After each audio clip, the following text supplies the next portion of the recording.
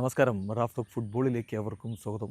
ഇത്തവണ UEFA champions ലീഗിൽ കിരീടം ചൂടാൻ പോയതാണ് എംബാപ്പെ. എന്ത് സംഭവിച്ചു? PSG ഇതാ സെമിയിലേക്കെത്തി. അദ്ദേഹം കളിച്ച റയൽ മാഡ്രിഡ് പുറത്തായിരിക്കുന്നു ക്വാർട്ടർ ഫൈനൽ. എന്ന് മാത്രമല്ല, എംബാപ്പയുടെ ഇപ്പോഴത്തെ ഫോം പരിതാപകരമാണ്. കൃത്യമായ കണക്കുകൾ പറയാം.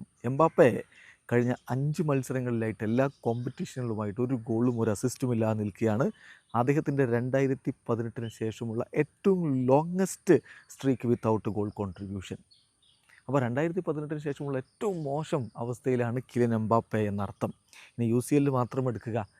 റൗണ്ട് ഓഫ് 16 മത്സരങ്ങളും ക്വാർട്ടർ ഫൈനൽ മത്സരങ്ങളുമായിട്ട് 4 കളികൾ, കഴിഞ്ഞ 4 നോക്കൗട്ട് സ്റ്റേജ് മത്സരങ്ങൾ റയലിനായിട്ട് UCLൽ കളിച്ചിട്ട് 0 goals, 0 assist, 0 big chance created, വെറും 5 കീ പാസുകളാണ് കൊടുത്തത്.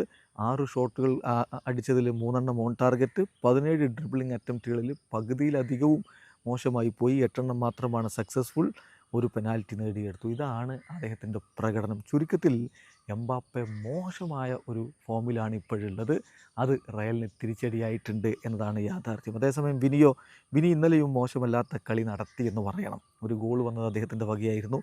6 ഷോട്ടുകൾ തീർത്തു. കളിയിൽ ഫസ്റ്റ് ആ കാര്യത്തിൽ അദ്ദേഹമാണ്. 3 കീ പാസുകൾ കൊടുത്തു. കളിയിൽ ഫസ്റ്റ് ആ കാര്യത്തിൽ അദ്ദേഹമാണ്. 11 ഡ്യുവൽസ് വിൻ ചെയ്തു. കളിയിൽ ഫസ്റ്റ് ആ കാര്യത്തിൽ അദ്ദേഹമാണ്. 5 ടാക്കിളുകൾ, അത് കളിയിൽ രണ്ടാമത് ആ കാര്യത്തിൽ അദ്ദേഹമാണ്. 5 ഫൗളുകൾ സഫർ ചെയ്തു. അതിൽ ഒന്നാമത് അദ്ദേഹമാണ്. 8 റേറ്റിംഗ് sofascore.com കൊടുക്കുന്നു. ചുരുക്കത്തിൽ വിനി മികച്ച പ്രകടനം നടത്തി. എംബാപ്പെ മങ്ങുന്നത് തുടർന്നു. എംബാപ്പയുടെ UCL കിരീടമോഹം അകന്നകന്നു പോവുകയാണ്. വീഡിയോ അവസാനിക്കുന്ന ഫുട്ബോൾ ലോകത്ത് കൂടുതൽ വിശേഷങ്ങളുമായി റാഫ് ടോക്സ് വീണ്ടും എത്താം.